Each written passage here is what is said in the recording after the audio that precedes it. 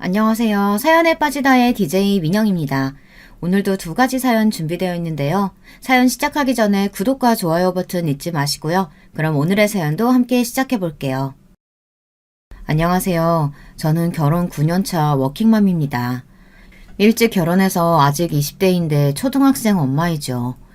요즘 TV에 보면 고등학생 엄마 아빠가 나오던데 제가 그랬습니다. 아르바이트를 하면서 만난 지금의 남편과 연애를 했고 아이가 생겨 결혼을 했죠. 당시 저는 할머니와 함께 살고 있었고 할머니께서 돌아가신 뒤에는 학교도 그만두고 생계를 위해 일을 해야만 했답니다. 부모님이요? 글쎄요. 죽었는지 살았는지 아직도 모르겠습니다. 얼굴도 어렴풋하게 기억이 나는 것 같기도 한데 초등학교 입학 전부터 줄곧 할머니와 살았기 때문에 지금 다시 만난다고 해서 알아볼 수 있을지도 잘 모르겠네요. 할머니께서도 엄마와 아빠도 찾지 않는 저를 보면 한숨을 참 많이도 쉬셨어요. 언젠가 잠결에 자식 새끼 버리고 간 연놈들 천벌을 받을 거라고 한 것으로 봐서는 아마도 저는 두 분에게 버림을 받았던 모양이죠. 하지만 저는 할머니에게 두 사람의 몫의 사랑을 듬뿍 받으면서 자랐고 그랬기 때문에 저를 버린 두 사람이 한 번도 그립다거나 보고 싶다거나 하지 않았답니다. 이런 저의 어린 시절의 영향인지는 몰라도 저는 결혼을 일찍 하고 싶었어요. 그래도 너무 어린 나이가 아니냐고 한숨을 쉬시는 분들이 계실지도 모르겠네요. 어떤 분들은 제가 발랑 까졌다고 욕하시는 분들도 계시겠죠. 실제로도 그런 말들을 참 많이 들었고요.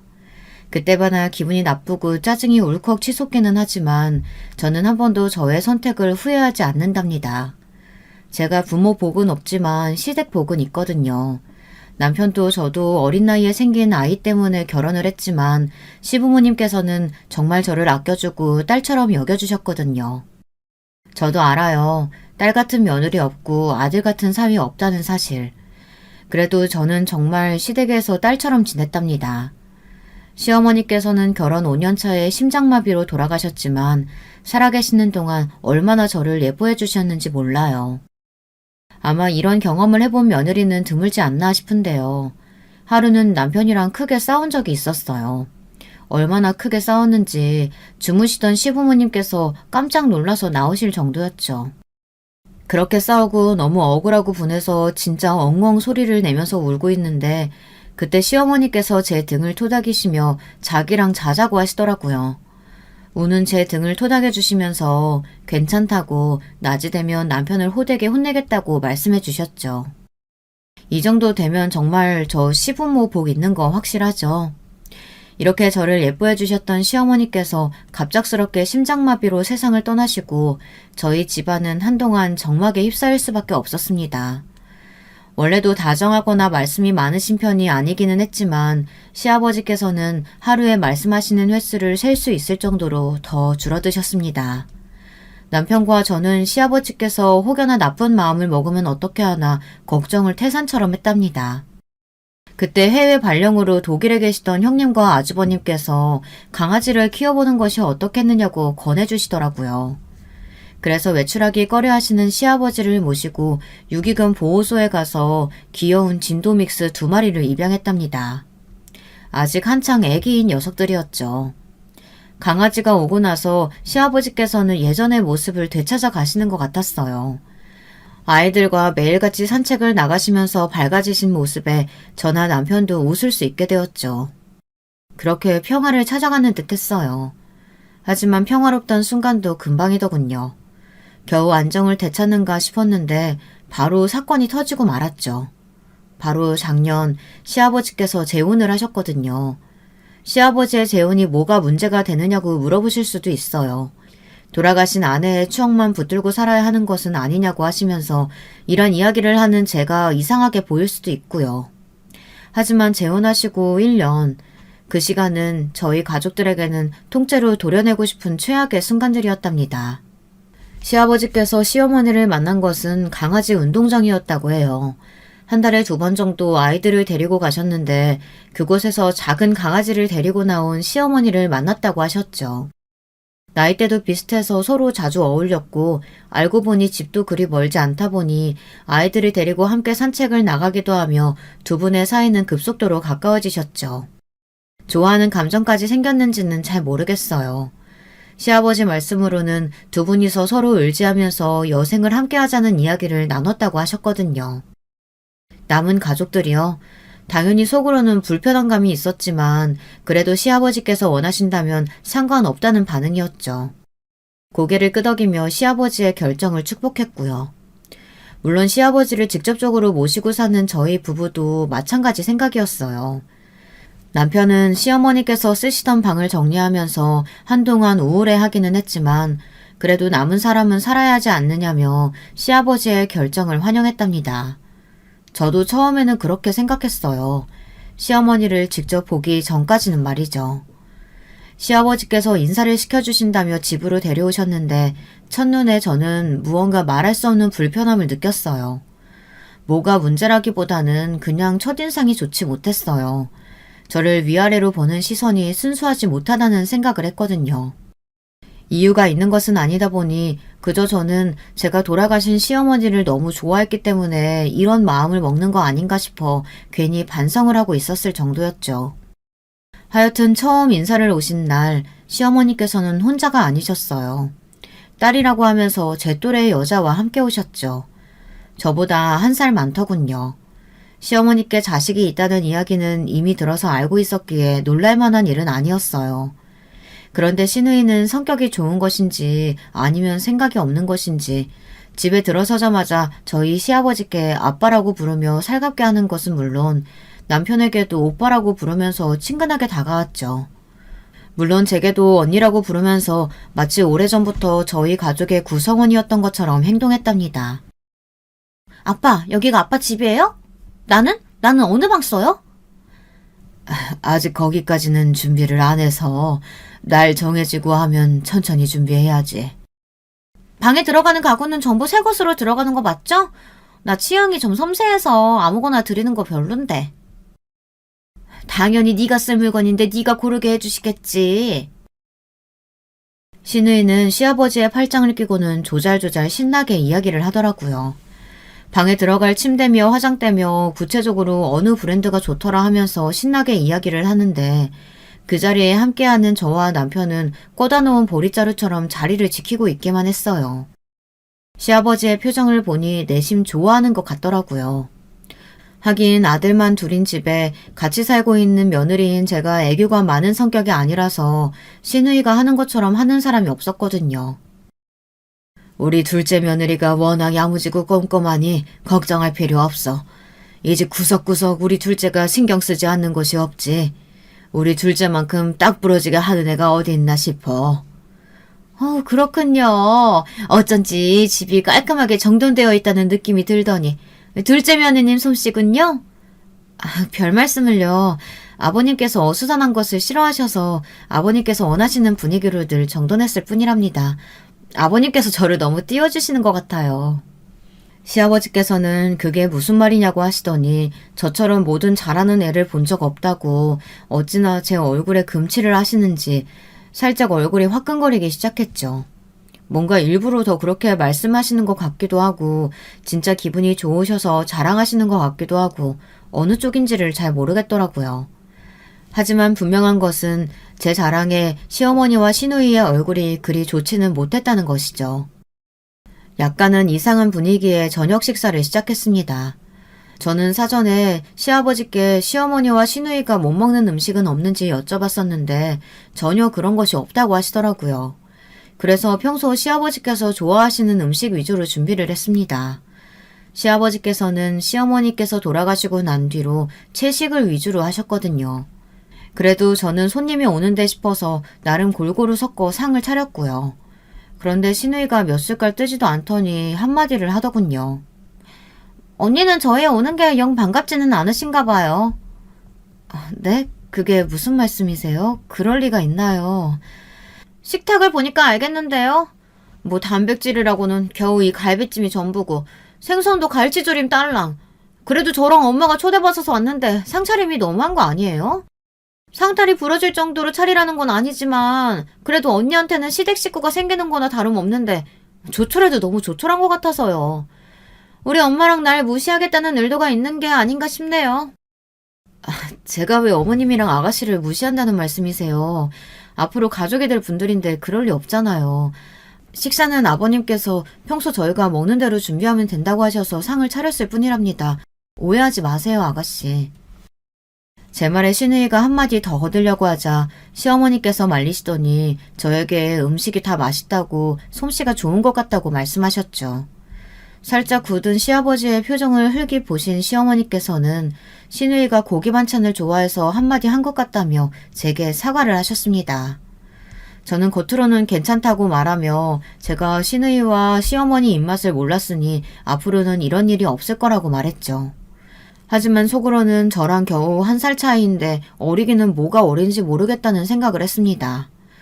그리고 저 나이까지 반찬 투정을 한다는 것이 어디 정상인가 싶기도 했고요. 참 곱게도 잘한 것 같다 살짝 부러운 마음이 있기도 했고요. 어처구니가 없죠.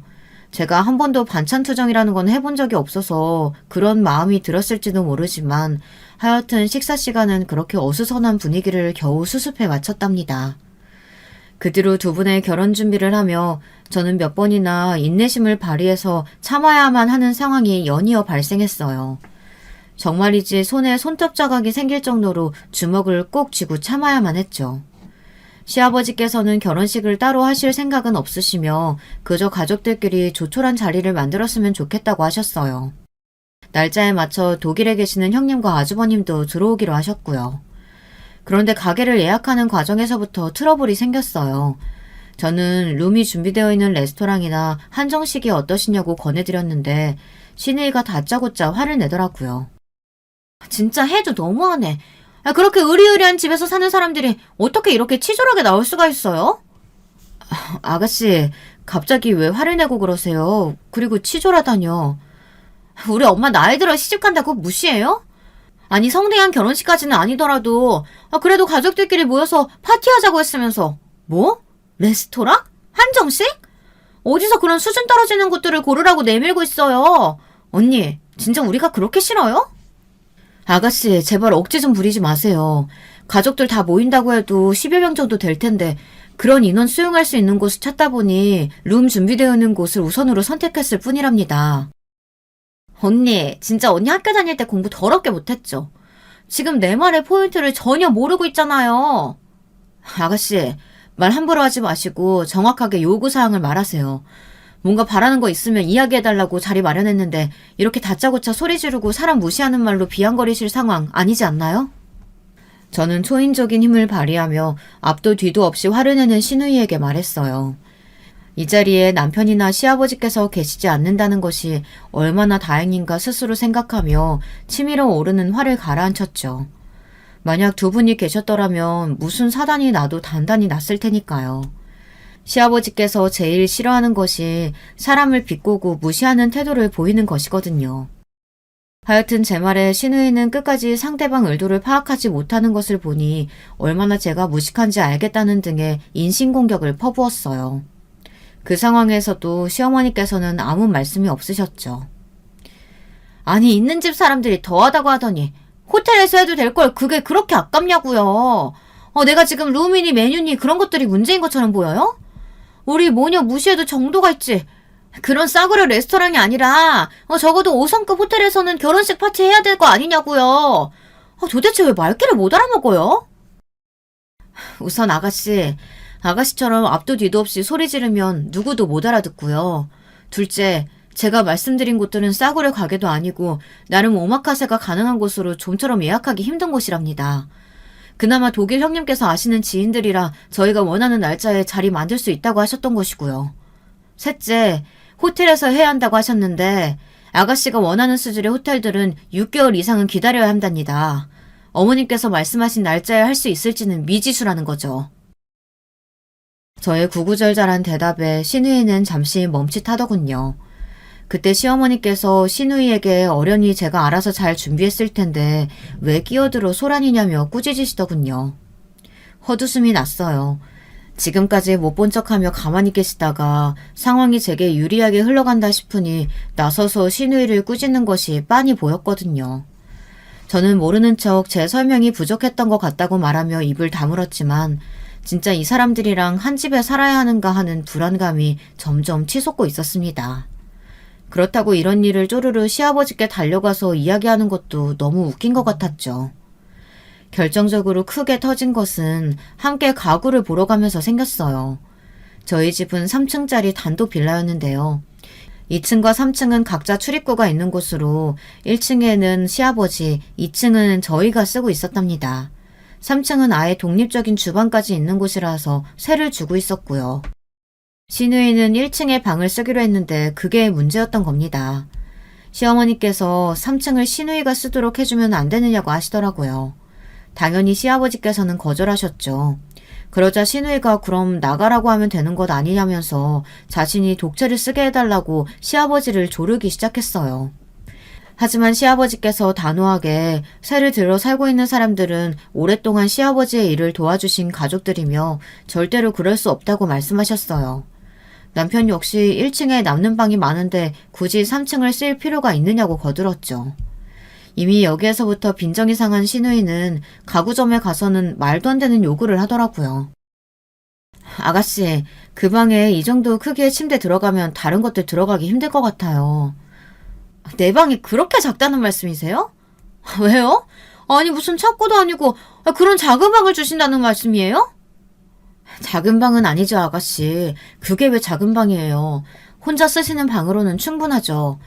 저희 층에서도 그 위치의 방이 큰 방이라 부부 침실로 쓰고 있는데요.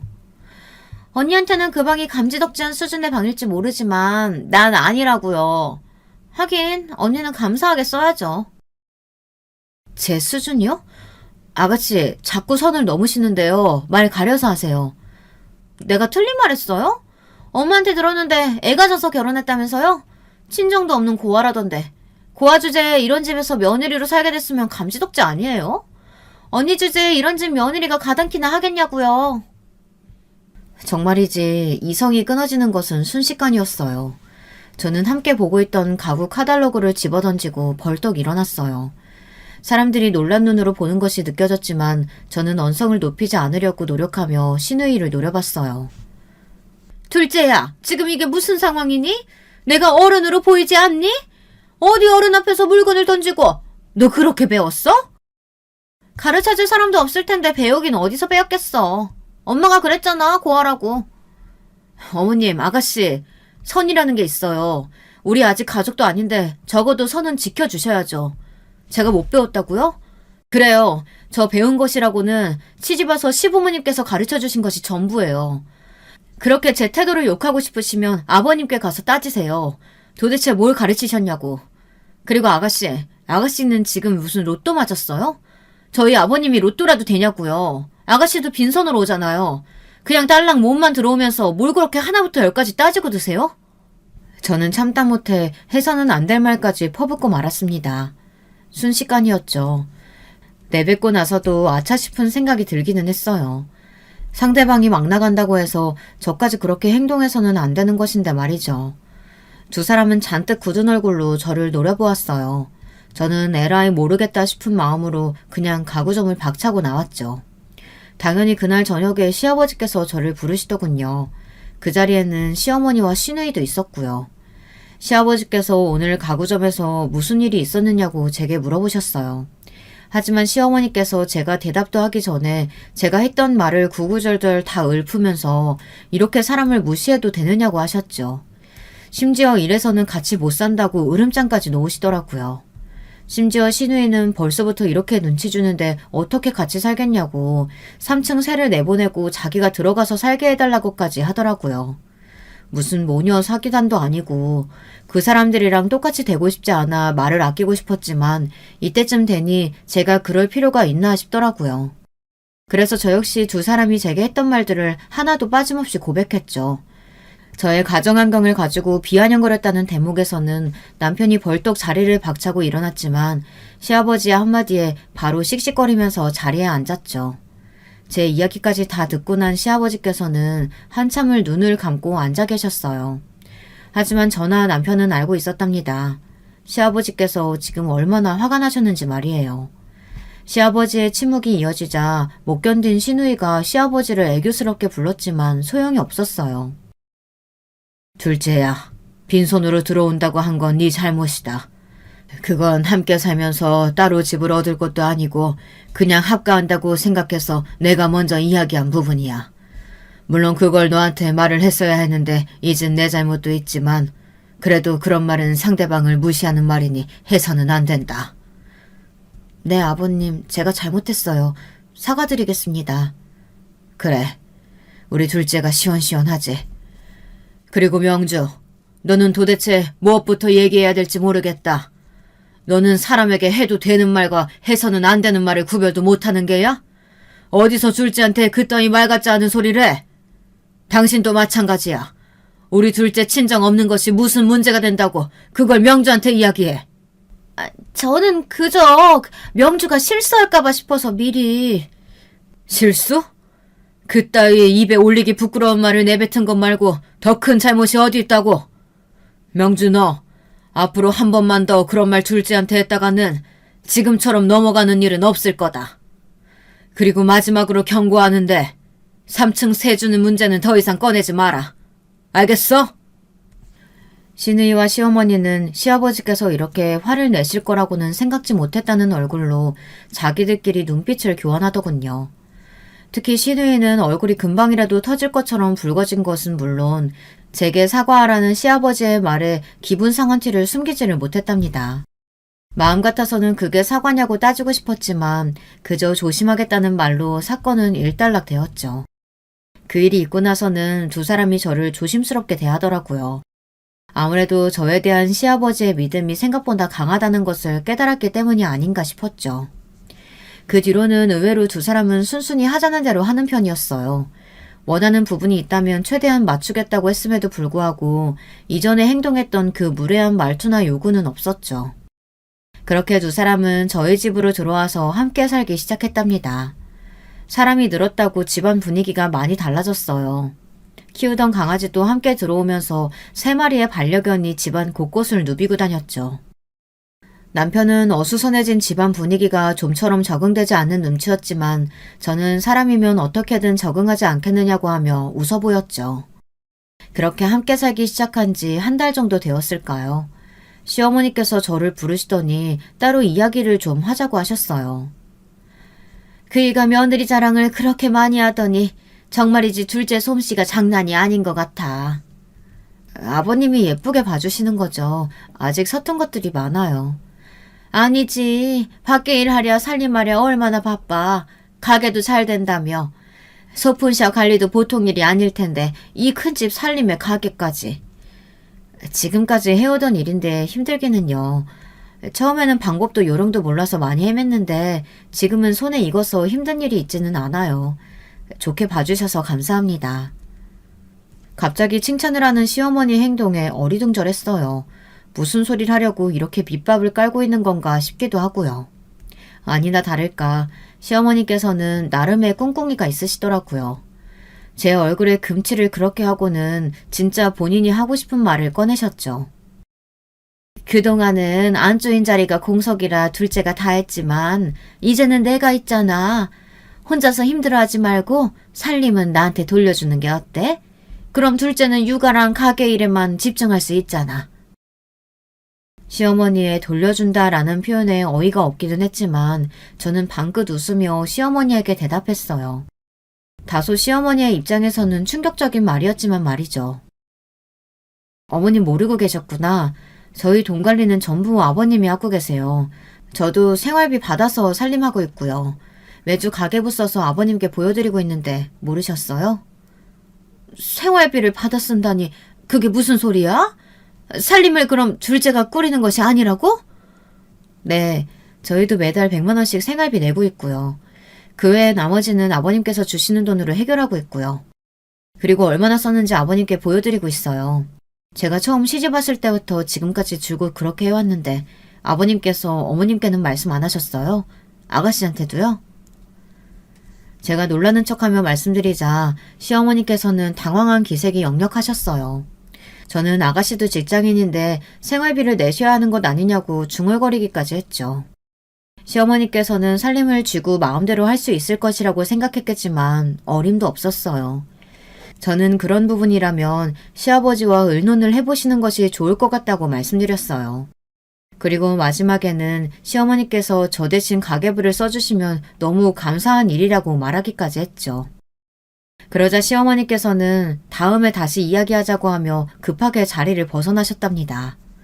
허둥거리며 가시는 뒷모습이 왜 이렇게나 쌤통인지 10년 묵은 채증까지는 아니지만 한 3년 정도 된 채깨가 가시는 기분이었죠. 시아버지와 시어머니께서 이야기를 하셨는지는 모르지만 살림에 관해 그 뒤로는 따로 말씀이 없으시더라고요. 가계부 쓰는 것에 대해 의논해 보셨냐고 물어볼까 싶기는 했지만 괜히 약 올리는 것 같아서 그만뒀어요. 그 와중에 제가 이상한 장면을 보고 말았어요. 저희 집에는 안 쓰는 방이 하나 있는데요. 그곳에는 남편과 아주버님께서 받아온 각종 트로피들과 시아버지께서 수집하신 물건들이 전시되어 있답니다. 그 중에는 돌아가신 시어머니께서 남기신 물건들도 보관되어 있었죠. 돈이 될 만한 물건들이 들어있는 것이 사실이기는 하지만 그보다는 돈으로 가치를 측정할 수 없는 것들도 있었어요. 하루는 아이들 현장학습이 있다고 하기에 새벽에 일어나 도시락을 싸려고 1층으로 내려오는데 그 방에서 시누이가 나오는 모습을 보고 말았어요. 후다닥 뛰어가는 뒷모습만 보았지만 저는 시누이라고 확신할 수 있었죠. 뭔가 이상한 기분에 저는 시누이가 나왔던 방으로 들어갔어요. 불을 켜고 둘러봤지만 달라진 것은 없더라고요. 시아버지께서 아끼시는 그림도 그대로였고 문을 열어본 흔적조차 없었죠. 저는 그냥 시누이가 잠이 안 와서 들어왔었나 보다 하고 대수롭지 않게 넘겼어요. 하지만 그 괴상한 일은 그 뒤로도 몇 번이나 있었습니다. 그때마다 달라진 것을 찾을 수 없었던 저는 그냥 이 방을 보는 것을 좋아하나 보다 정도로만 가볍게 생각했답니다. 시아버지께서 재혼하신 지 3개월 정도 지났을까. 어느 정도 적응이 된 저는 시누이의 개념 없는 말에도 더 이상 반응을 보이지 않을 정도가 되었습니다. 시어머니께서는 아닌 척하면서 어떻게든 저를 깎아내리려고 발버둥 치셨지만 큰 소득은 없었죠. 그러던 어느 날 시어머니께서 갑자기 앞으로는 아침 준비를 자신이 하겠다고 하더군요. 저와 남편 그리고 아이들은 토스트와 시리얼이면 충분했고 시아버지께서는 야채 주스와 누룽지를 아침으로 드셨어요. 그래서 준비라고 할 것도 없는데 시어머니께서 앞으로 시아버지의 아침은 자신이 하겠다고 하시더라고요. 저는 갑작스러운 통보라서 이상하다는 생각이 들기는 했지만 제가 아침마다 바빠 보이는 것이 미안했다며 1층 가족들 아침은 자신이 하겠다고 강력하게 주장하시니 못 이기는 저 넘겨드렸죠. 그러지 말았어야 했는데 말이죠. 재혼 6개월이 넘어가며 시아버지의 모습이 평소와는 조금씩 다른 것이 보였어요. 워낙 운동을 좋아하시는 분이 점점 기침하는 횟수도 많아지시고 금방 피곤해하셨죠. 병원에서 딱히 큰 문제가 있는 것은 아니라고 했어요. 그래서 그냥 컨디션이 문제인가 보다 넘어가게 되었답니다. 하지만 시간이 지날수록 시아버지의 안색은 점점 나빠지셨어요. 그러던 어느 날 시아버지께서 자전거와 부딪히는 사건이 있었어요. 급하게 응급실로 옮겨졌지만 다리가 부러진 것을 제외하고는 그래도 크게 다친 것은 없다고 하셔서 정말 다행이라고 안도의 한숨을 내셨어요. 남편은 이왕 입원하신 거 제대로 정밀검사를 받아보자고 했지만 시어머니께서 말리시더라고요. 괜히 나중에 혼나지 말고 그 애가 싫다고 하는데 끝까지 하려는 건 뭐야?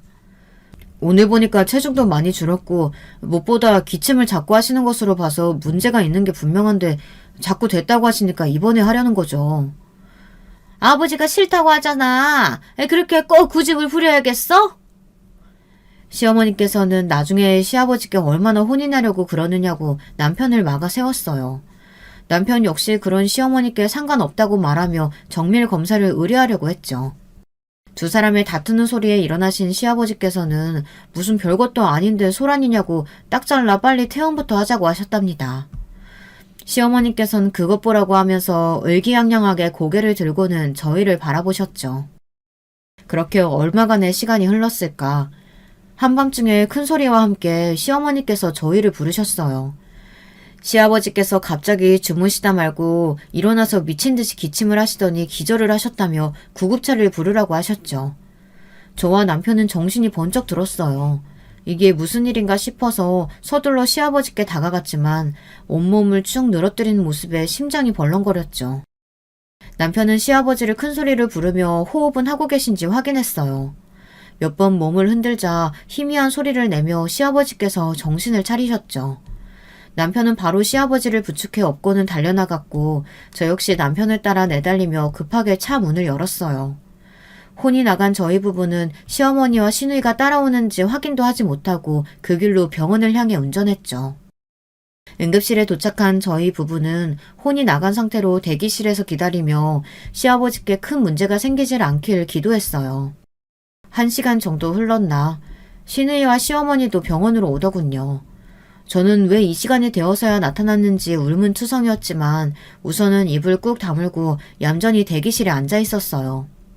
곧 의사선생님께서 시아버지께서 VIP 병동으로 옮겼다는 이야기를 들었죠. 급하게 올라가 보니 병원 원장님께서 오셨더라고요. 시아버지와 초, 중고 동창이신 원장님께서 우선 경과를 봐야 하지만 시아버지께서 많이 심각한 상황이라고 하셨어요.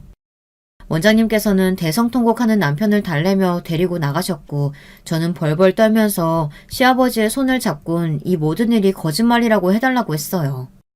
그때였죠. 중문 너머로 시어머니와 시누이의 대화가 희미하게 들리더군요. 저는 무슨 꿍꿍인가 싶어 문으로 가까이 다가가 살짝 열었어요. 소파에 앉은 모녀가 아주 화기애애하게 이야기를 나누고 있더군요. 무슨 뒤처리하는 게 이렇게 힘든지. 조금만 더 늦었으면 눈치챘을 거야. 저 둘째 요주 인물이잖아. 그러니까 엄마 확실한 게 한 거 맞지? 저 용감탱이 엄청 알부자라고 해서 엄마 결혼까지 했는데 이제 와서 헛방이면 공들인 시간이 아깝잖아. 당연하지.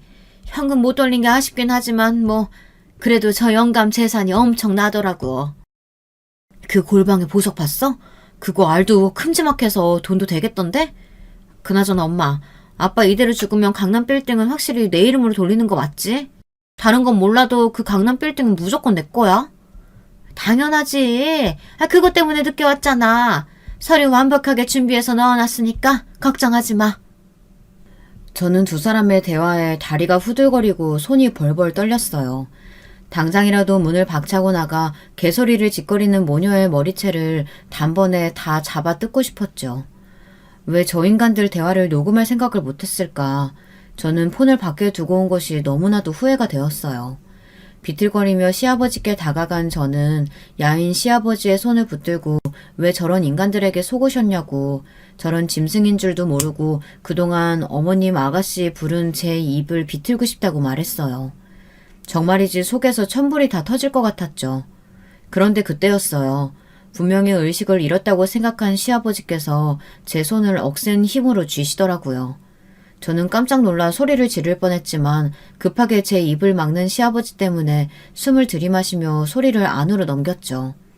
저는 떨리는 목소리로 시아버지를 불렀지만 시아버지께서는 손가락 하나를 들어 조용히 하라는 제스처를 취하시고는 길게 한숨을 내쉬셨죠. 밖에서는 여전히 두 사람의 대화가 이어지고 있었어요. 시아버지가 돌아가시고 나서 무엇을 할 것인지 자기들끼리 계획을 세우며 난리도 아니었어요. 시아버지께서는 제 손이 아플 정도로 세게 쥐시고는 눈을 감고 계셨어요. 파르르 떨리는 눈가를 보며 저 역시 이를 악물었죠. 그렇게 소란이던 두 사람의 목소리가 갑자기 끊기더니 조용해졌어요. 나 아프다고 하는 것들 다 쇼였어. 친구랑 짜고 벌인 이야기지. 아마 지금 네 남편이랑 이야기하고 있을 게다. 좀 허접하지 않을까 했는데 잘 속아 넘어가더구나. 하긴 지들이 한 짓이 있는데. 시아버지께서는 자꾸만 무기력해지는 것이 이상해서 따로 정밀검사를 받으셨다고 하셨어요. 그리고 자신이 중독 증상을 보이고 있다는 것을 알게 되셨다고 했죠.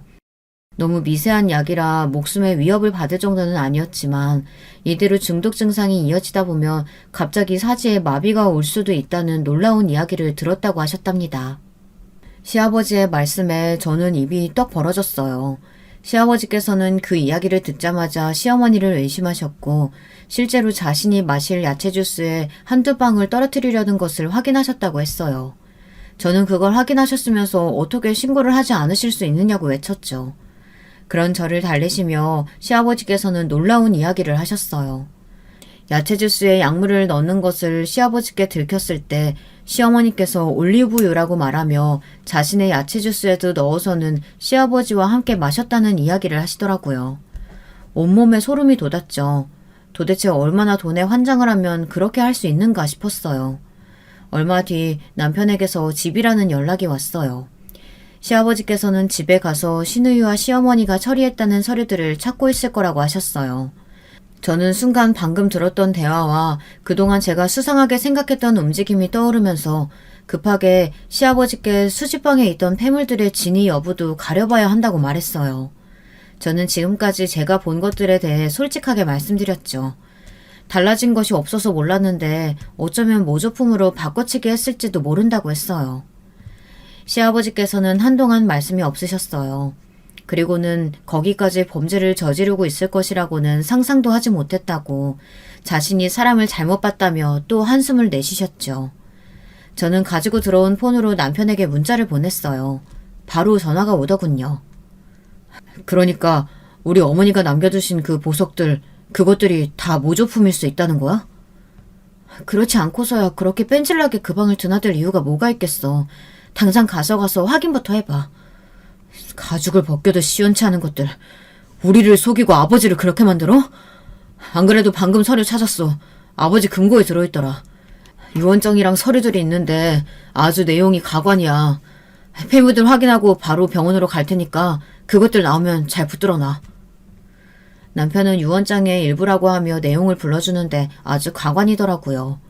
저는 어이가 없기도 했지만 시어머니와 시누이가 소름이 끼칠 정도로 무서웠어요.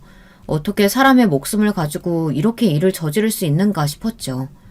전화를 끊고 얼마 안 있어 시어머니와 시누이가 들어왔어요. 제가 두 사람 어디 다녀오느냐고 물었더니 너무 답답하고 속상해서 커피를 한 잔 했다고 하더군요. 저는 시아버지께서 이렇게 쓰러져 계시는데 어떻게 자리를 비우실 수 있느냐고 물었죠. 아직 의식 돌아오기 전이시라면서요. 그럼 돌아오실 때까지 물도 마시면 안 되고 화장실도 가면 안 되는 거예요? 언제 의식이 돌아오실 줄 알고 미련하게. 그리고 의식을 찾을지 아니면 이대로 가실지 모른다면서요. 아가씨, 말 가려서 하세요. 지금 아버지 돌아가시라고 제사 지내는 것도 아니고 어떻게 그렇게 말씀하세요? 둘째, 너야말로 입 조심해. 누구한테 자꾸 소리를 높여? 내가 정말 참아주려고 했는데 우리가 아무리 그래도 시댁 식구인데 너는 어떻게 툭하면 명주한테 소리를 높이니? 시누이라는 자각은 있어? 어디서 시댁 어려운 줄 모르고? 어머님, 지금 저를 꾸짖으실 상황은 아니잖아요. 입이면 아무 말이나 다 해도 되는 줄 아세요? 아가씨가 왜 이렇게 생각 없이 말을 하는지 알겠네요. 제 말에 화가 난 시어머니는 성큼성큼 다가오셔서는 제 뺨을 세게 내리치셨어요. 저는 설마 때리기는 하겠나 싶었는데 번쩍 눈앞에 별이 보이더군요. 이대로 맞아줄 생각이 전혀 없었던 저는 시어머니가 제게 했던 것과 똑같이 시어머니의 뺨을 때렸어요. 철썩하는 찰진 소리가 병실에 울리고 제가 반격을 할 거라고는 예상하지 못했던 시어머니께서는 소리를 지르며 누구 몸에 손을 대느냐고 했죠. 이런 제 모습을 보고 있던 시누이가 괴성을 지르며 제게 달려들었어요. 2대1의 몸싸움이 시작되었죠. 두 사람이 막무가내로 휘두르는 주먹에 맞으면서 저는 손을 뻗어 머리채를 있는 힘껏 잡아당겼어요. 너무 아팠지만 그럴수록 머리채를 잡은 손에 더 힘을 주었답니다. 그때였어요. 당장 내 며느리한테서 손 떼지 못해? 언제 일어나셨는지 시아버지께서 벌떡 일어나셔서는 시어머니와 시누이에게 소리를 지르셨어요. 마치 영상의 일지정지 버튼을 누른 것처럼 두 사람의 행동은 그 자리에 멈췄죠. 삐걱거리는 소리가 들릴 정도로 어색한 움직임으로 시어머니와 시누이는 고개를 돌려 시아버지를 바라보았어요. 그리고는 튀어나올 정도로 눈을 크게 뜨고는 더듬거리며 입만 벌리고 있었죠. 시아버지께서는 천천히 몸을 일으키시고는 당장 그 손 치우라며 연거푸 호통을 치셨습니다. 시어머니께서는 입을 뻐끔거리시다가 겨우 소리를 내 어떻게 일어날 수 있느냐고 하셨죠.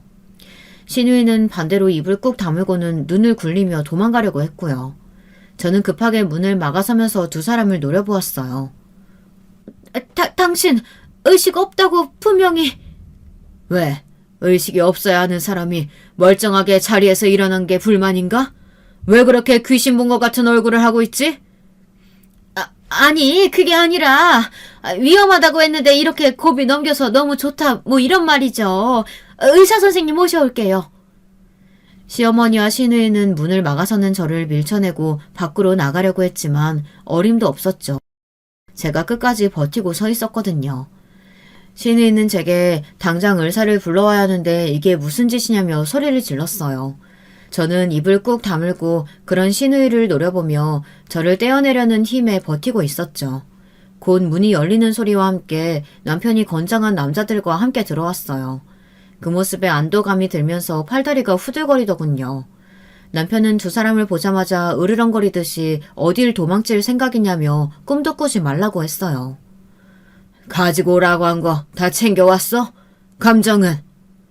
차 변호사님께서 처리해서 오신다고 합니다. 여기 박 변호사님하고 유언장 가져왔어요. 두 사람의 대화에 무언가 눈치챈 시어머니께서는 어떻게든 도망치려고 하셨지만 이미 입구는 건장한 남자들이 지키고 있었기 때문에 불가능했죠.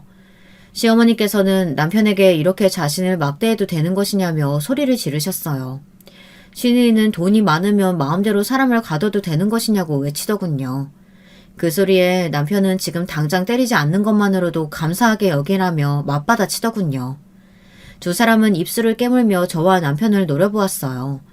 시아버지께서는 아직은 불편하신 몸으로 자리에서 일어나셨어요. 소파에 앉으신 시아버지께서는 억지로 화를 눌러 참는 목소리로 두 사람에게 말씀하셨죠.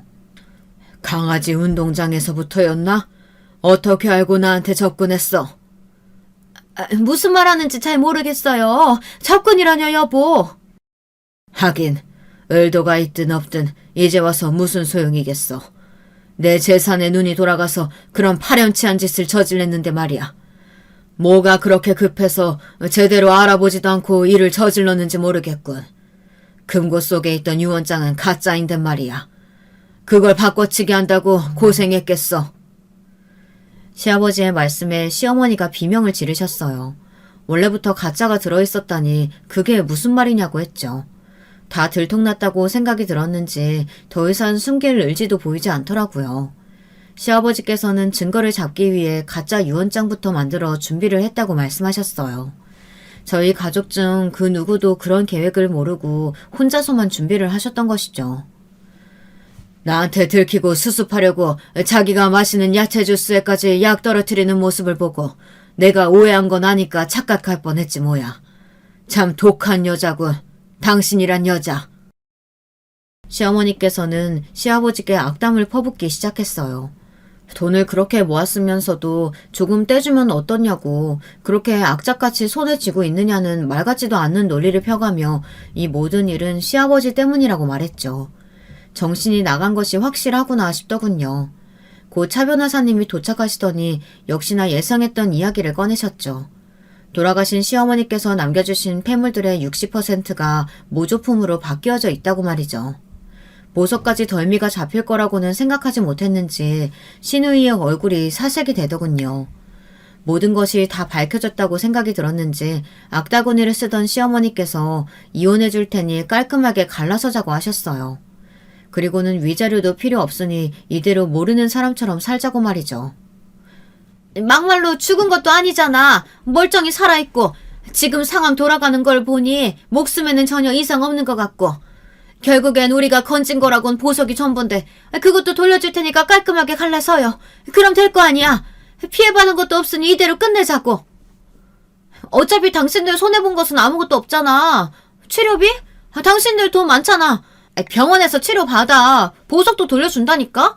그럼 달라진 건 아무것도 없으니까 이제 그만하자고. 시누이와 시어머니는 결론적으로는 아무런 피해 입히지 않았다며 지금 이렇게 자신들을 핍박하는 것이야말로 진짜 범죄가 아니냐고 소리를 질렀어요. 진짜 평범한 사고방식으로는 상상조차 할 수 없는 그런 말을 하고 있었죠. 시아버지께서는 기가 찬다는 얼굴을 하시곤 남편에게 마무리하라고 하시고는 다시 병실 안으로 들어가셨어요. 곧 경찰들이 들이닥쳤고 발버둥 치는 두 사람을 데리고 가버렸죠. 남편은 변호사님을 대동하고 나가서 정리하겠다고 했고요. 다시 조용해진 병실에 원장님께서 언짢은 얼굴을 하고 오셔서는 일이 마무리되어서 다행이긴 하지만 앞으로 치료에만 전념해야 한다고 말씀하셨어요. 한동안은 병원에서 조용히 지내야 한다고 하시며 제게 몇 가지 주의사항들을 알려주셨죠. 그렇게 한바탕 소란이 끝나고 시아버지께서는 혼자 있고 싶다고 하셨어요.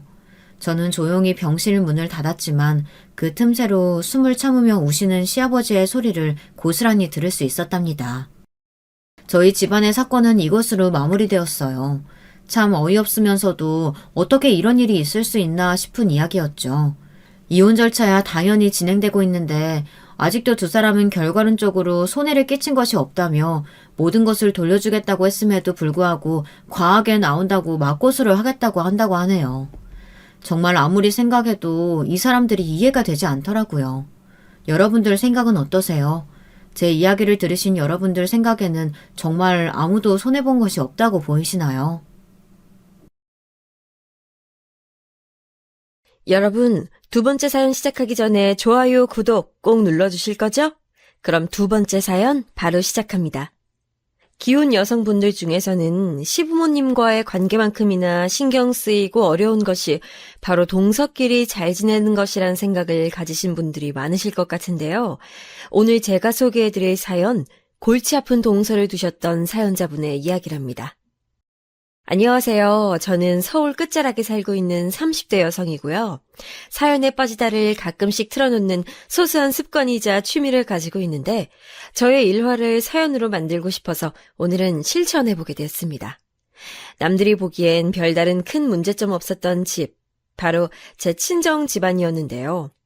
제가 초등학교에 들어가면서부터 아빠가 다니시던 회사를 그만두었고 사업을 시작하셨어요. 엄마는 아빠 뒷바라지를 하며 자식들을 키우셨고요. 전 어렸을 적에 저희 집이 꽤 금전적으로 여유로운 줄 알았어요. 예쁜 옷들도 때마다 살 수 있었고 외식도 자주 하는 편이었으니까요. 실제로 그렇기도 했고 아니기도 했답니다. 이게 무슨 말인가 하면 수입이 아주 불안정했다는 의미죠. 단 10원 한 장도 못 건지고 적자를 보는 상황이 몇 달씩이나 이어지기도 했었고요. 반면에 한 달에 1,000만 원 단위로 돈이 벌리는 때도 있었죠. 그러나 중요한 건 아버지 사업이 적자였을 때가 더 많았다는 사실이에요.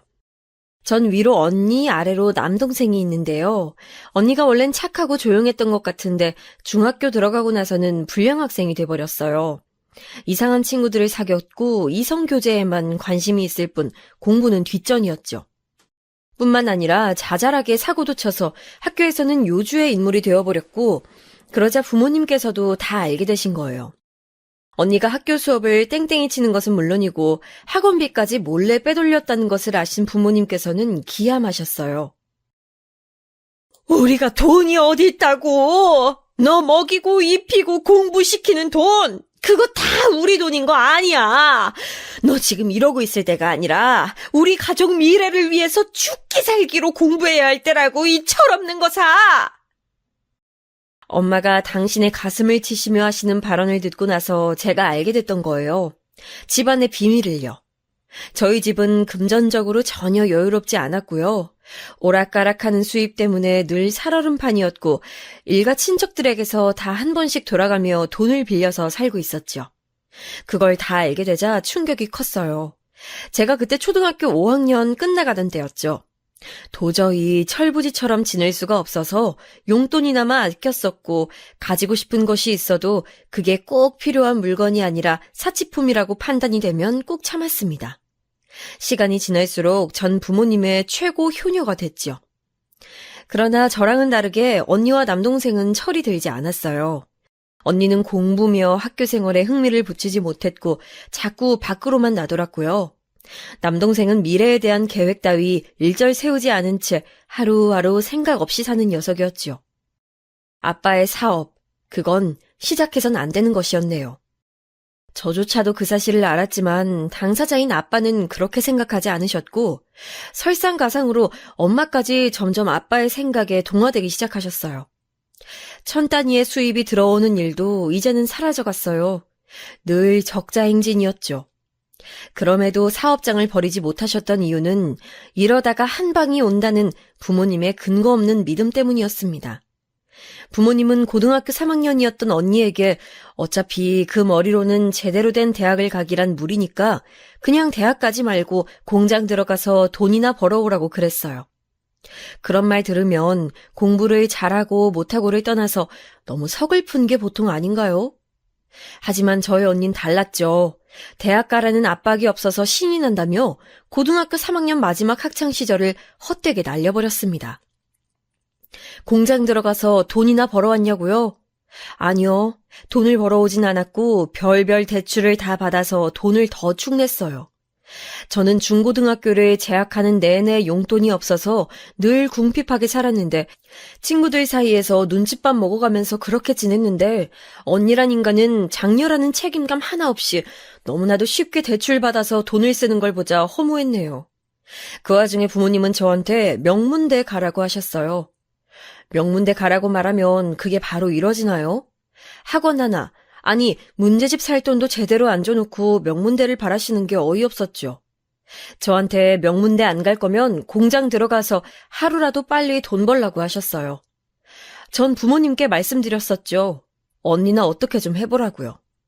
그런데 부모님께서 하시는 말씀이 언니는 어차피 저런 인간이고 이미 글렀으니까 하고 싶은 대로 하게 내버려 두는 게 상책이라 하셨어요. 언니가 진 빚들은 나중에 천천히 갚으면 된다고도 하셨고요. 황당한 건 그 빚들을 갚아야 할 사람으로 제가 지목됐다는 사실이었죠. 전 명문대를 결국 못 갔지만 준수한 수준의 대학은 갔습니다. 코피 터지게 공부하고 아르바이트 해가며 오만 난리를 친 끝에 간신히 대학 생활을 이어나갈 수 있었고요. 끝내 아빠의 지긋지긋한 사업은 완전히 정리가 됐어요. 어마어마한 빚만 남긴 채 말이죠. 부모님 두 분 다 사지 멀쩡하셨으니 그때라도 다른 돈 되는 일을 찾아서 시작하셨으면 됐는데 몸이 힘든 일은 하기 싫다 하시더군요. 돈이 적게 벌리더라도 편한 일 하겠다고 하셨어요. 아, 그 앞에서 제가 얼마나 기가 막혔는지 모릅니다. 그리고 제 남동생 말이죠. 아주 어린 나이에 결혼을 해버렸어요. 왜냐하면 역시나 아주 어린 나이였던 올케가 임신을 하는 바람에 그렇게 되어버렸어요. 올케는 집안 사정이 무척 복잡해서 사실상 자기 가족들과 반쯤 인연을 끊고 사는 사람이었고요. 그런 올케가 너무 불쌍하고 측은해서 남동생은 마음을 주게 됐고 그러다 보니까 애가 생겼다고 하더라고요. 전 당연히 두 사람을 반대했어요. 한 생명을 책임지기엔 두 사람이 아직 여러모로 미흡했고 올케는 자기 집안 도움을 기대할 수 없는 데다가 저희 집 또한 코가 석자였으니까요. 그럼에도 혼전 임신 소식에 기함하셨던 부모님께서 결국 남동생과 올케를 받아주시고 마셨죠. 저희 집에서 올케도 같이 살면 되니까 어떻게든 되지 않겠냐는 게 부모님의 뜻이었는데 듣고 있던 저는 속이 탔어요. 부모님은 무능력하시지, 언니는 망난이지, 남동생은 대형 사고 쳤지, 너무 답답했네요. 평생 봐온 제 가족들이었지만 암만 해도 이해가 안 갔어요. 돈 한 푼 제대로 버는 사람이 없는데 마냥 낙천적이고 아무 생각 없는 가족들을 보면서 저만 미칠 지경이었죠. 정말이지 저만 친정 집안에서 이방인 같았어요. 일가 친척들은 전부 다 저희한테 돈을 뜯긴 전적들이 있어서 거의 연락들을 안 하고 지냈어요. 어디에 손을 뻗을 곳도 없어서 철저히 고립된 게 저희 가족이었죠. 게다가 이젠 올케까지 애 낳고 나서 올케가 육아라도 잘했으면 제가 비난은 안 했을 텐데요. 결국 시끄럽게 우는 아기를 봐주는 것도 기저귀 갈고 우유 먹여주는 것도 제 몫이 됐죠. 처음엔 돌아가면서 분담이었는데 점점 저한테 전가가 되더라고요. 목욕을 시키는 것도 아무도 적극적으로 나서지 않아서 제가 씻겼고요. 저라고 애를 낳아보길 했나요? 키워보길 했나요? 해본 적 없었지만 했던 거예요. 누군가는 해야 하는 일이었으니까. 하지만 저는 제 한 몸 챙기기에도 사실 바쁜 처진데 조카까지 돌봐가면서 철없는 올케 교육까지 해가면서 가족들이 또 이상한 사고라도 치고 빚만 들어올까봐 신경 쓰고 감시해가면서 이렇게 지내려니까 미치겠더군요. 몸이 10개라도 부족할 것 같았어요. 거울 속에 저를 바라보면 얼굴이 퀭한 사람이 있었죠. 피부도 푸석푸석하고 다크서클이 턱까지 내려와 있는데 잘도 이런 제 얼굴 보면서 누구 하나 괜찮아? 라고 물어봐 준 적 없다는 게 놀라웠어요. 문득 늦은 시각에 속이 답답해서 집 근처 편의점에 나가서 맥주 한 캔을 먹다가 많은 생각이 들었죠. 전 꿈이 있었거든요. 근사하게 제 능력 펼치면서 그것 뽐내고 인정받고 싶은 꿈이 항상 제 안엔 있었어요. 부모님을 위해 집안일 생각하며 근검절약하는 효녀가 되는 건 제 꿈이 아니었어요. 온 가족의 뒷바라지를 하며 전적으로 희생하는 사람 따위는 되고 싶어 본 적도 없었고요. 이렇게 숨막히게 계속 살고 싶지 않다는 생각으로 새벽이 될 때까지 저는 많은 고민을 했었습니다. 야심한 시각에 집으로 돌아갔는데 아무도 저를 안 기다리고 있었어요. 밤늦게 어딜 나갔냐고 찾는 사람도 걱정하는 사람도 없었죠. 울컥하더라고요. 의무와 희생은 제가 다 하는데 돌아오는 건 조금도 없는 상황. 제가 점차 까칠해질 수밖에 없었다고 생각합니다. 그러다가 어느 날 언니가 명품백을 산 걸 알게 됐어요. 수십만 원대의 준 명품이 아니라 수백만 원대의 진짜 명품 브랜드를 샀더라고요. 고이고이 숨겼다가 저한테 들켰는데 그 돈 어디서 났냐고 추궁했더니 제 카드에 도움을 받았다고 하더군요. 그게 무슨 소린가 싶었는데 제가 통장 개설하면서 함께 발급만 해두었던 체크카드가 있었거든요. 언니가 그걸 찾아내서 썼던 거예요. 저라고 어떻게 돈이 많았겠나요? 그러니까 그건 제 최후의 보루라고 할 수 있는 비상금이었던 것이죠. 야금야금 소중하게 그러면서 처절하게 모았던 돈이었어요. 그 피눈물 나는 제 돈을 명품백 사는데 잘 보탰다면서 헤헤 웃는 언니를 보며 분노로 머리가 지끈거렸습니다. 도저히 참을 수가 없어서 저도 모르게 언니의 뺨을 한 대 후려치고 말았죠. 언니는 이게 뺨을 맞을 일이냐면서 저한테 화를 냈고요. 저는 그 반성 없는 모습에 열이 받아서 언니와 치고 박으면서 싸워버렸어요. 그리고 부모님과 남동생과 올케는 언니 편을 들어줬네요. 이미 가방을 샀으면 어쩔 수 없는 일인데 왜 감정적으로 사람을 몰아세우냐며 제가 잘못한 일이라고 부모님께서는 저를 꾸짖으셨어요. 남동생과 올케는 워낙 자기들이 제가 아닌 언니 같은 유형의 사람들이니까 그쪽에 동질감을 느꼈고요.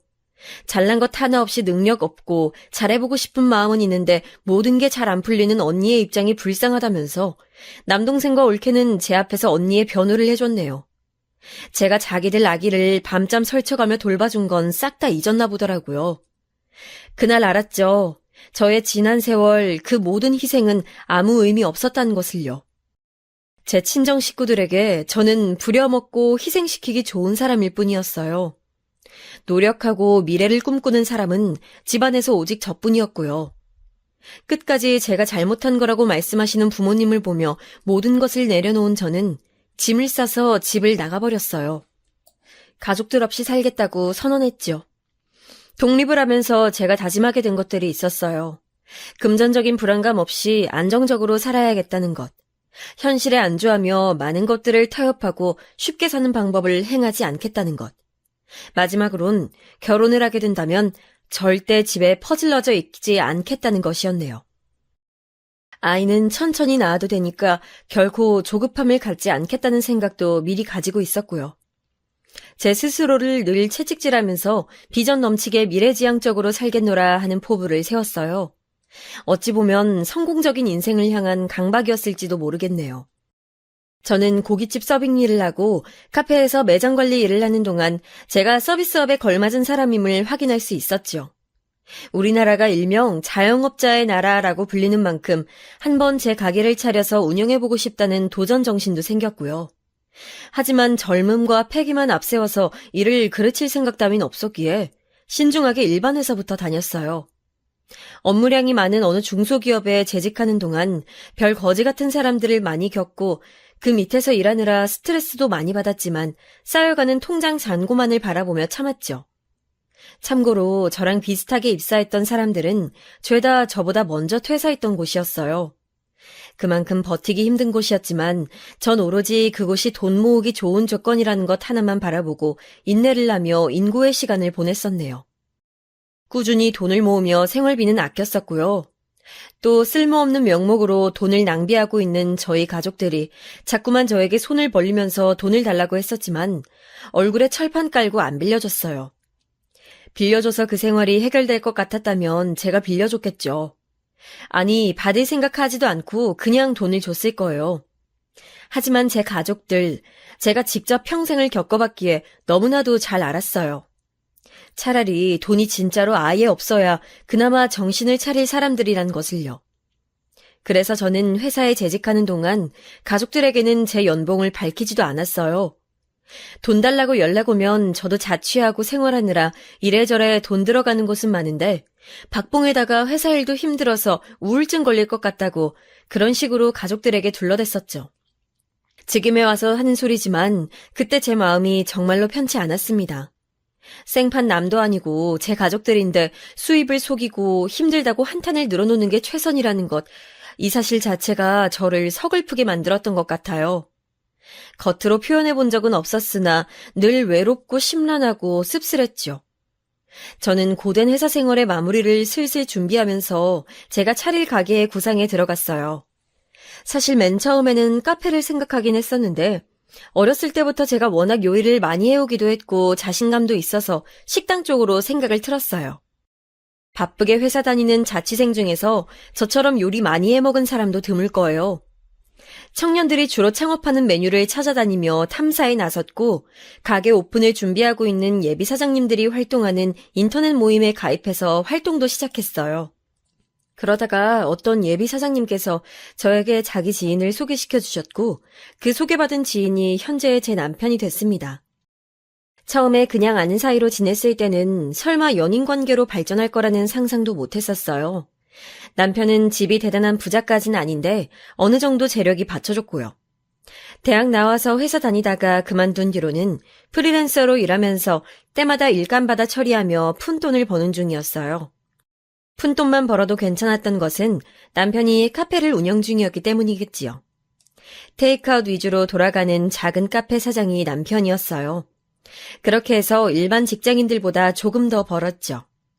저는 맨땅에 헤딩하는 도전 정신만 가득한 동수저 내지 흙수저 출신인 반면에 남편은 배경이 받쳐줘서 무난한 길을 어렵지 않게 걸어왔으며 앞으로도 그렇게 살 금수저 수준의 사람이었단 거예요. 당연히 언감생심 남편을 넘보지도 않았건만 설마 그쪽에서 저에게 적극적으로 들이댈 줄 세상에 누가 알았을까요? 당시 남편의 가장 큰 장점이라면 유동적으로 자기 시간을 낼 수 있다는 점이었는데요. 제 일정에 자기가 무조건 다 맞춰줬어요. 저를 위해 이것저것 조건도 안 재고 돌진해주는 남편을 보면서 저도 점차 흔들렸죠. 꿈을 향해 독하게 이악 물고 달려나가는 저를 보며 남편도 느끼는 게 많았대요. 점점 더 저라는 사람이 궁금해졌고 시간이 갈수록 마음이 깊어졌다고 해줬었죠. 근데 오빠, 이런 소리에서 괜히 초치는 것 같아서 미안하긴 한데 난 내가 오빠네 가족들한테 환영받을 수 있을 거라고 생각하지 않아. 그래서 오빠랑 연애하는 매 순간순간이 즐겁고 행복하면서도 함께하는 먼 미래를 상상할 수가 없어. 네가 어떤 생각하고 있는지 알아. 너 만나면서 내가 그런 것 하나도 고려 안 했을까 봐. 걱정하지 마. 너만 나랑 결혼하는 거 좋다고 해주면 나머진 내가 다 알아서 해결할 테니까. 오빠 지금 진심이야? 나 듣기 좋으라고 허세 부리는 거 아니고? 오빠한테 하나 있는 남동생은 나보다 훨씬 더 배경 좋은 여자친구 만나잖아. 그 두 사람은 오래 만났다는 거 보니까 아무래도 결혼까지 갈 것 같은데 여러모로 내가 금세 비교될 것 같아.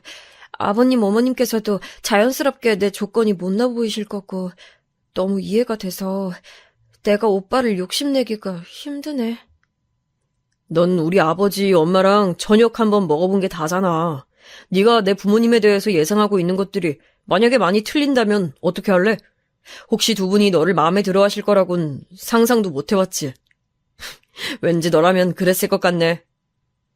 전 처음에 남편이 장난치는 줄 알았어요. 저 듣기 좋으랍시고 거짓말을 섞고 있는 거라고 생각도 했었고요. 하지만 남편이 저에게 해줬던 말들은 정말 놀랍게도 진실이었답니다. 제 머릿속에선 무조건 연애면 모를까 결혼은 저를 장남에게 허락해주지 않으실 거라고 믿었던 시부모님께서 실상은 반대셨던 거예요. 생활력 강하고 나이에 비해 성숙하고 침착한 성정을 가지고 있는 저의 면모를 두 분은 높이 평가해 주셨습니다. 남편은 살짝 즉흥적인 기질이 있어서 계획을 바탕으로 행동하기보단 일단은 내지르고 나서 상황을 판단하고 수습하는 편인데요. 저는 차분하게 재고 따지고 돌다리도 여러 번 두드려보는 스타일이어서 시부모님께서 보시기엔 제가 남편의 짝으로 천생연분이라 여겨지셨대요. 전 몰랐지만 그간 남편을 통해서 제 얘기도 많이 전해 들으셨었고요. 의외로 쉽게 결혼을 허락받는 쪽으로 진행되니까 이대로 결혼을 정말 해도 될는지 고민도 됐었어요. 하지만 남편이 저한테 제가 친정 식구들에게 기대지 못할 뿐더러 기대기 싫어하는 모습을 알게 된 이후로 자기가 저의 버팀목이 되어주고 싶었다는 얘기를 한 순간 제 마음의 벽이 허물어지더군요. 저의 진심을 담아서 남편을 제 배우자로 아끼며 존중하고 사랑해주기로 결심을 한 후 결혼까지 갔어요. 이 과정에서 친정 식구들하고 설왕설래하는 골치 아픈 일들이 있었으나 시부모님께서 감사하게도 포용해 주시는 바람에 걱정 없이 결혼할 수 있었던 것 같아요. 남들은 결혼하고 나서 시부모님과 갈등 빚고 친정 식구들을 속으로 의지하며 살아간다고들 많이 얘기를 하던데 전 어째 반대였네요. 저랑 맞지 않는 친정 식구들을 대신하여 그 자리에 시부모님 그리고 남편이 차지해 준 것 같아서 많이 기뻤고 또 고마웠어요. 하지만 완벽한 시댁이란 정말 어려운 것인가 보더라고요. 좋은 시부모님 만났더니 이상한 데서 장벽이 튀어나왔어요. 이제 제 동서 이야기를 해야겠네요. 남편에게는 남동생이 한 명 있습니다. 서방님이라고 칭할게요. 저희 부부가 결혼할 때 서방님께서는 회사에 막 들어가서 일을 시작한 신입사원이었고요. 벌이는 잘 쳐줘봐야 보통인 수준이었죠.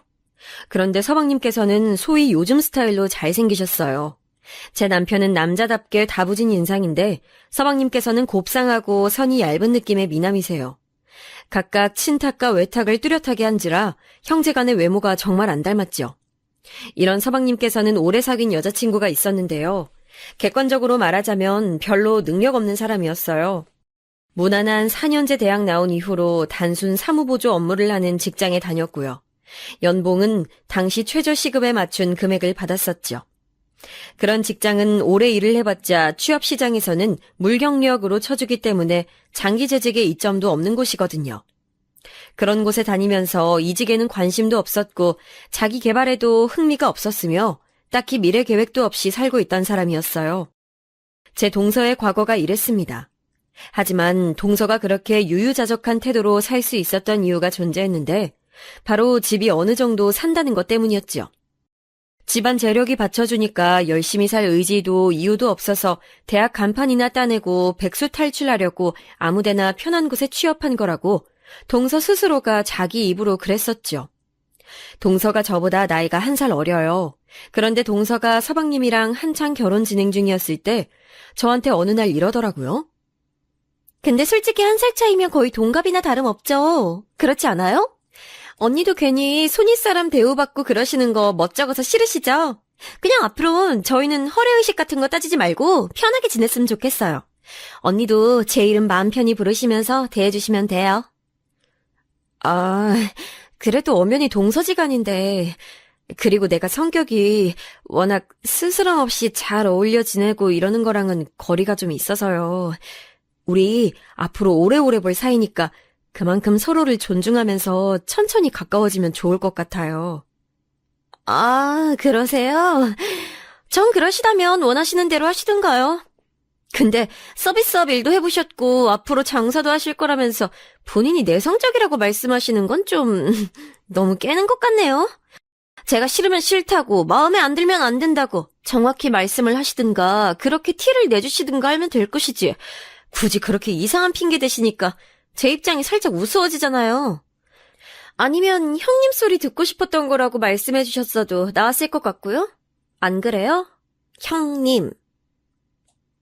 동서가 하는 소리를 듣고 어찌나 기가 막혔는지 전 할 말을 잃고 멍하게 있었네요.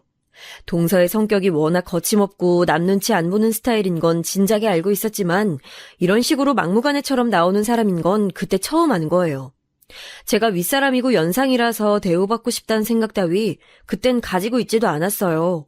그냥 사람 대 사람으로서 기본적인 예의도 안 지키는 것 같아서 동서의 태도가 불쾌하게 느껴졌을 뿐이죠. 이런 사람이 제 동서로 결국 들어온다는 것에 한숨이 나왔었답니다. 되도록 깊이 엮이지 않고 살아야겠다는 다짐을 했었던 것 같네요. 전 결혼하고 나서 꼬박 3년 뒤에 제 식당을 개업했어요. 꿈에 그리던 나의 가게라는 것이 너무 벅찰 만큼 소중해서 제 모든 열정과 노력을 다 쏟아부었고요. 남편이 자기 카페를 오토로 돌리고선 제 식당 일을 전적으로 도와줬어요. 저 개업하고 나서 동서가 처음으로 놀러 왔을 때 저랑 남편이 함께 왔다 갔다 하면서 일을 하는 모습을 유심히 봤었나 봐요. 먹으라는 밥은 안 먹고 제게 이런 말을 했었죠.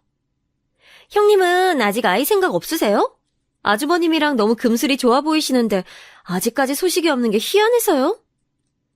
동서가 보기에도 내 일상이 너무 바빠 보이지 않아? 이제 막 내 일을 진짜로 시작해보려는 참이라서 아이 갖는 건 천천히 생각해봐야 할 것 같네. 임신만 하면 어떻게든 출산까지 하게 돼 있어요. 낳아놓으면 애는 또 어떻게든 키우고 자라게 돼 있고요. 한 살이라도 젊으실 때 첫째 낳으시는 게 좋을 것 같아서 제가 조언 드려본 거예요. 빈정거리는 말투에서 절 진정으로 위하는 마음이 느껴지진 않았지만 그걸 제가 어떻게 조언이랍시고 받아들일 수 있었을까요? 동서는 결혼하고 얼마 안 돼서 바로 임신했었고요. 임신한 거 알자마자 일은 그만뒀어요. 아이 낳고 집에서 육아나 하면서 지내는 게 자기는 최고일 것 같다는 말을 하면서 퇴사를 했죠. 자기가 일찍 아이 낳고선 집에서 애 보며 산다고 해서 저도 꼭 그렇게 살아야 하나요? 전 그렇게 생각 안 했거든요. 일단 남의 인생에 왈가왈부하는 것 자체가 조금 껄끄럽다고 생각하는 사람이 바로 저라서요. 근데 동서가 제 가게에 처음 놀러와서 이세 가지라고 조언 아닌 조언을 날린 이후로 얼마 안 지나서 저한테 카톡으로 또 그런 얘기를 보내온 거예요. 노산이 불러오는 위험성이라나 하는 인터넷 뉴스 기사 링크를 저한테 대뜸 전송했더라고요. 그러면서 제가 애 낳는 것보다 자기가 둘째 가져서 낳는 게 빠를까봐 걱정된다는 사족도 덧붙여왔어요. 정말 쓸데없는 오지랖이라 생각이 들어서 그간은 동서가 싸가지 없게 굴어도 그러든지 말든지 계속 무시하면서 지냈지만 따끔하게 한마디 해줬죠. 동서, 미안한데 동서나 알아서 잘 살았으면 좋겠어.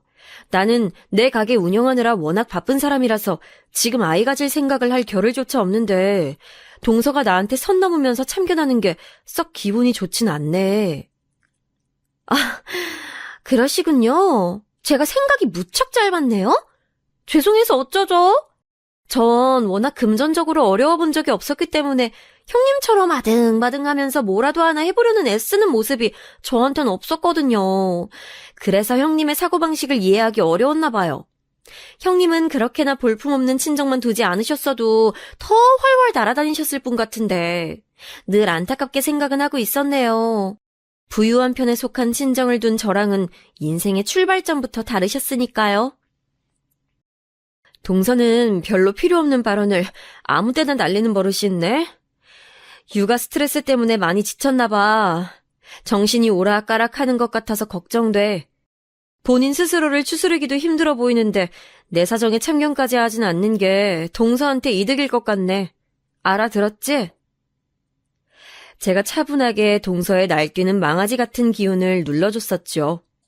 동서는 대꾸도 제대로 못한 채 먼저 전화를 끊었었고요. 그 이후로 동서가 저를 마주치면 표정이 썩어 들어가더군요. 제 가게에 먼저 놀러오지도 않았고요. 바란 적도 없으니 잘 됐나 싶었네요. 몇 달이 지나서 시댁 식구들끼리 다 뭉쳐서 제 가게에 밥 먹으러 왔을 때 거기에 동서가 포함되어 있었기에 그때 한번 왔었고요. 그때도 동서랑은 별로 말도 안 나눴어요.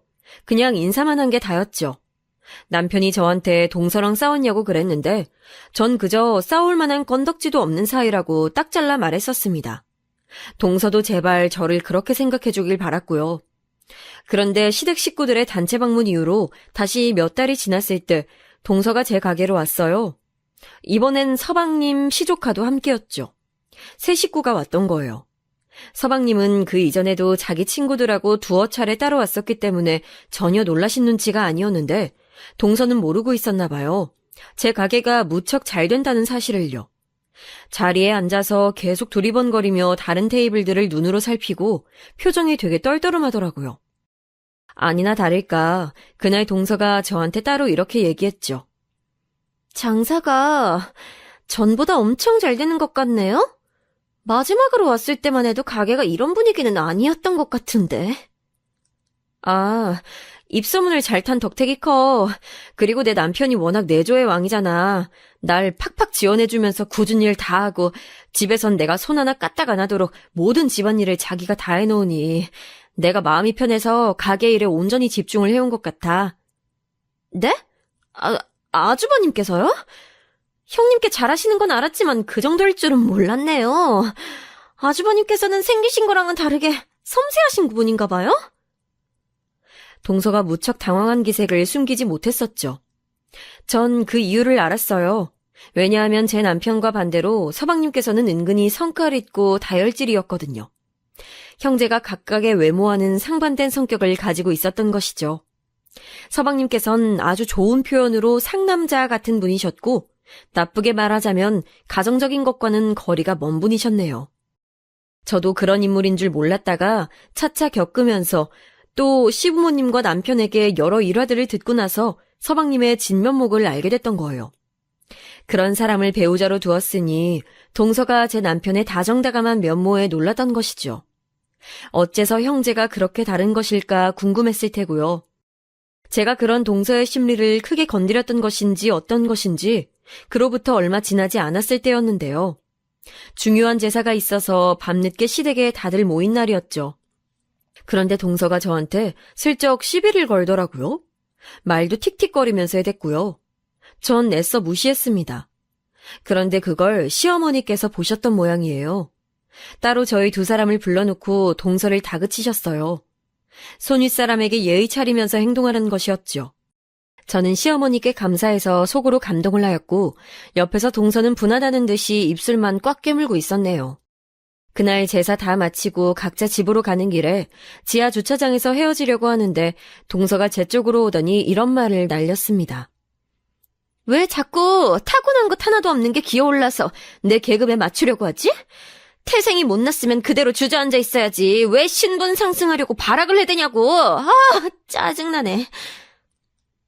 제가 직접 가게를 운영해보며 느낀 것은 세상엔 다채로운 미친 사람들이 많다는 것이었어요. 또한 사장으로서 인내하고 참아야 하는 순간이 너무나도 많다는 것이었죠. 웬만한 기행에는 내성이 생겨 있었고 참는데 도가 터 있었기에 망정이었지. 안 그랬다면 동서의 머리채를 잡아 뜯었을 거예요. 살면서 그런 어처구니 없는 소리를 들어본 게 처음이었네요. 동서는 코웃음을 치면서 몸을 휙 돌리더니 먼저 가버렸죠. 집에 가는 동안 남편이 저한테 동서랑 무슨 일 있었냐고 또 물어왔는데 전 웃음 섞인 한숨만 내쉬었네요. 똥이 무서워서 피하는 건 아니란 심정으로 어쨌든 동서와 최대한 엮이지 않는 것이 상책이란 다짐을 재차 했었는데요. 사건은 그로부터 바로 얼마 후에 터지고 말았습니다. 동서가 기어이 정신 나간 짓을 하고 말았는데요. 자기 친구랑 제 가게를 왔어요. 딱 봐도 동서랑 손발이 아주 잘 맞아 보이는 친구였고요. 명품 손가방 든 거나 비싼 운동화 신은 것만 봐도 동서랑 스타일이 비슷하더군요. 그리고 저는 그 친구의 얼굴을 일전에 본 적이 있었어요. 헬스장에서 몇 번 봤었거든요. 하지만 그쪽은 저를 못 알아보는 눈치였어요. 아무래도 헬스장에서는 고무줄로 머리 쫙 묶고 운동복만 입는 반면에 가게에서의 제 차림새는 완전히 딴판이었으니까요. 그런데 주문을 하고 나서부터 동서랑 그 친구가 자꾸 키득키득거리면서 자기들끼리 웃더라고요. 딱 봐도 별로 좋은 예감이 들지 않아서 애써 그쪽을 안 쳐다보려고 했죠. 메인 메뉴는 제가 직접 테이블에 갖다 줬는데 동서가 자기 친구를 소개해 왔어요. 인스타에서 그 친구가 엄청 잘 나간다고 어디 식당 다녀왔다고 글을 올리면 홍보 효과도 대단하다고 하더라고요. 업체에서 협찬 요청도 끊이지 않고 들어오는 사람이라고 했어요.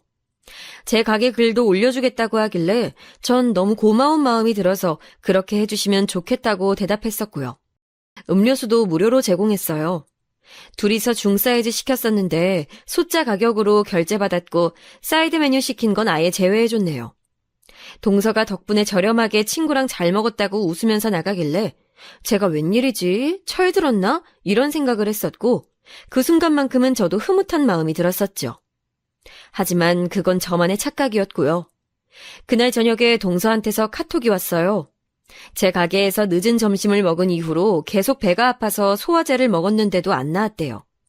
그래서 식은땀 흘리고 방바닥을 굴러다니다가 못 참아서 결국 병원에 가는 길이라고 하더군요. 제가 깜짝 놀라서 왜 미련하게 참고 있었냐고 얼른 병원 가서 치료받고 상태 좋아지면 알려달라고 그랬어요.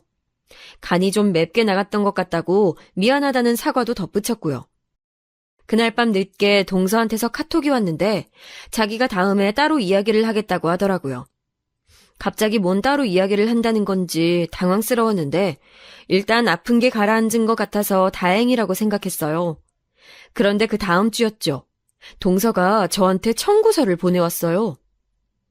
이게 도대체 뭐 하는 청구서인 거야, 동서? 저 배 아파서 죽을 뻔했던 거, 그때 마음고생하고 전전긍긍했던 것에 정신적 보상까지 다 받아야겠고요.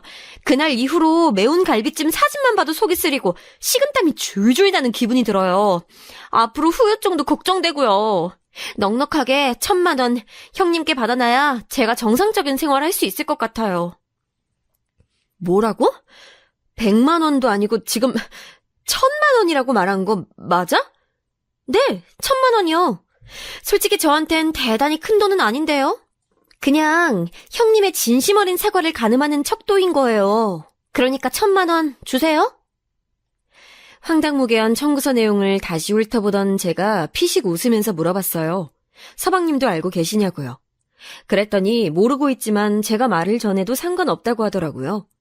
대신에 저희 선에서 깔끔하게 해결보기를 원한다고도 했고요. 전 이딴 사유로 1,000만 원은 줄 수 없다고 그랬어요. 그러면 제가 용을 쓰고 기를 써서라도 형님 장사 망쳐놓을 건데요? 입소문으로 뜨셨으니까 이제 입소문뿐만 아니라 인터넷에서 떠도는 소문들로 망하실 차례가 된 것 같네요. 인스타랑 동네 맘카페부터 제가 싹 다 작업 들어갈게요. 아, 동서. 내가 생각을 좀 해보고 연락 줄게. 그래도 되지? 네? 그 생각 너무 오래 하시진 마시고요. 기다려 드릴게요. 빠른 연락 부탁드려요. 동서는 그날 자기 카톡 프로필 메시지에다가 기어오를 때는 밟아줘야 제맛 이런 걸 적어놨었는데 제가 그거 보고 소리내서 웃었습니다. 아니 무슨 중고등학생 일진 양아치인 줄 알았어요. 다 큰 어른이 그렇게 굴기엔 너무 유치한 거 아닌가요? 하긴 가만 보니까 서방님께서 중학교 시절이었나 아무튼 학창시절에 날라리였다고 듣긴 했었죠. 나쁜 쪽으로 얼굴값 하는 녀석이었다며 시부모님께서도 혀를 차며 회상하셨으니까요. 어이없는 명목으로 보상을 운운하며 1,000만 원을 들먹거려? 자기한텐 대단한 금액 아니지만 받아내야겠다는 그 심보가 못됐고 인성이 덜 자랐단 생각밖에 안 드네. 지금 동서를 제대로 교육시키지 않으면 앞으론 더 힘들 거야. 눈에는 눈, 이에는 이. 동서에게 역으로 돌려줘야겠다 싶었지요. 저는 가게 일이 손에 익은 이후로는 체력 관리를 위해 꾸준히 헬스장을 다녔는데요. 그리고 헬스장에서 어느 날 어떤 남자 입에서 동서의 이름이 나오는 걸 들은 적이 있었어요.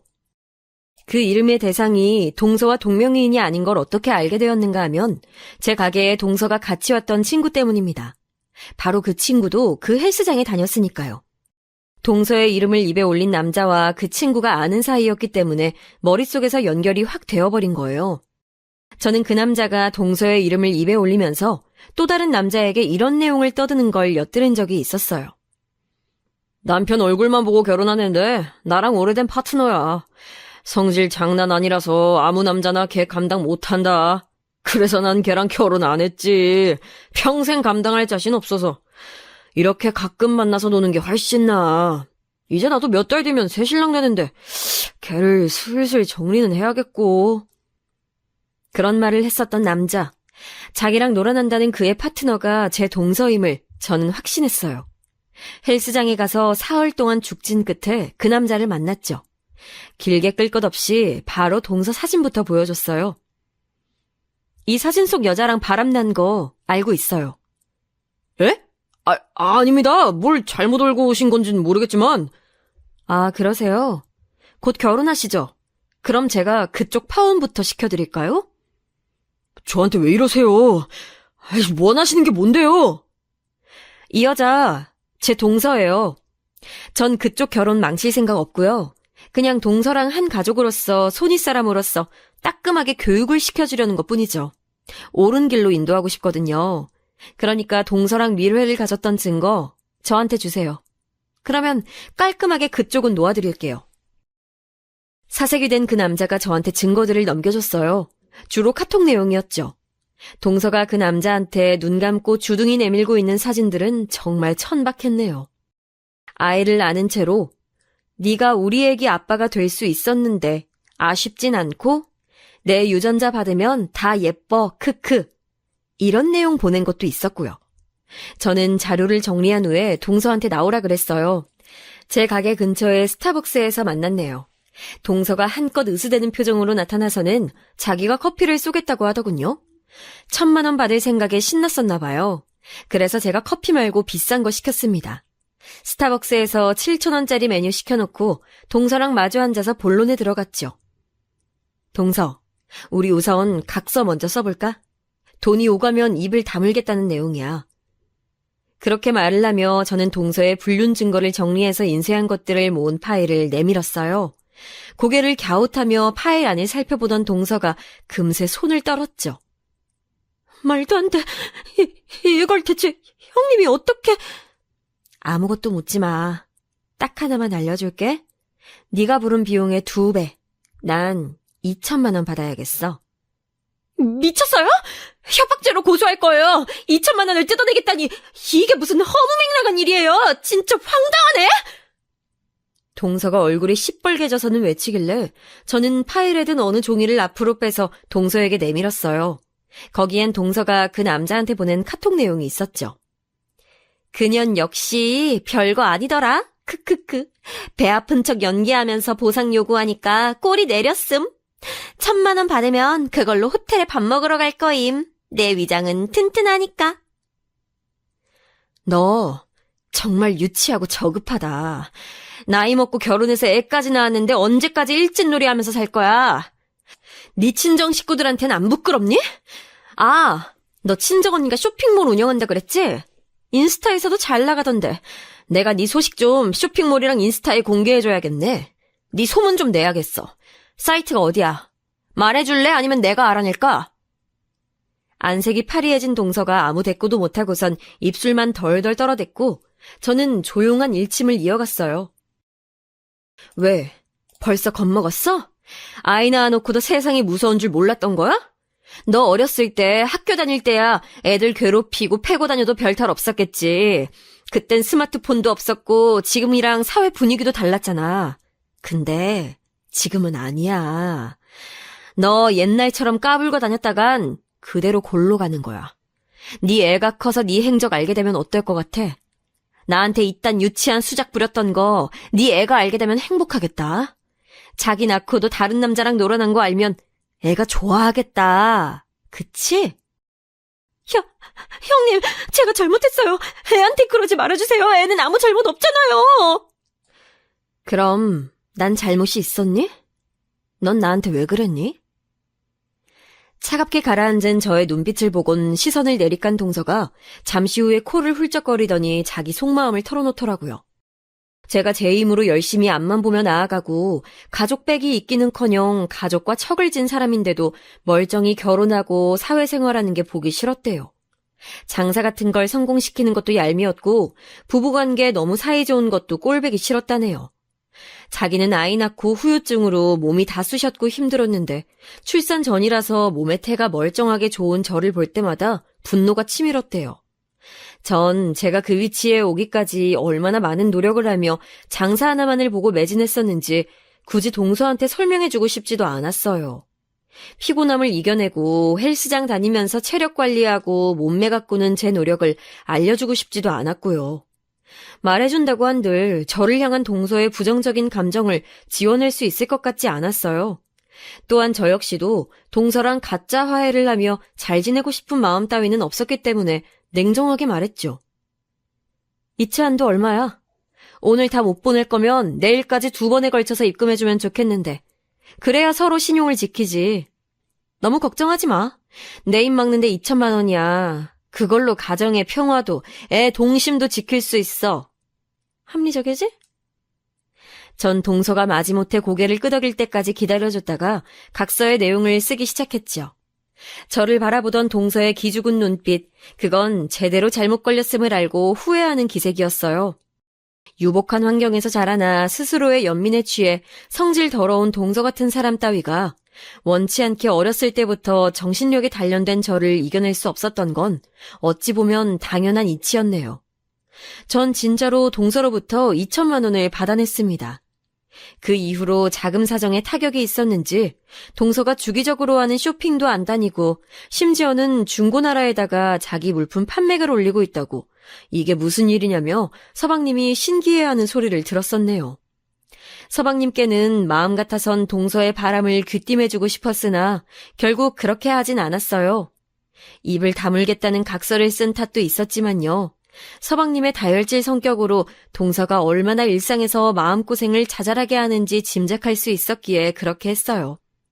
그리고 동서가 앞으로 바람 피울 생각 일절 없이 아이한테 충실하겠다고 약속도 했었고요. 바람났던 그 남자 역시도 결혼을 앞둔 사람이었으니 어쨌든 조용히 정리가 된 셈이었네요. 사이좋고 친밀한 동서지간이라는 건 앞으로 가망없이 사라져버렸으나 아쉽진 않아요. 동서의 헛소리를 더 이상 안 듣게 됐다는 사실이 얼마나 후련한지 모른답니다.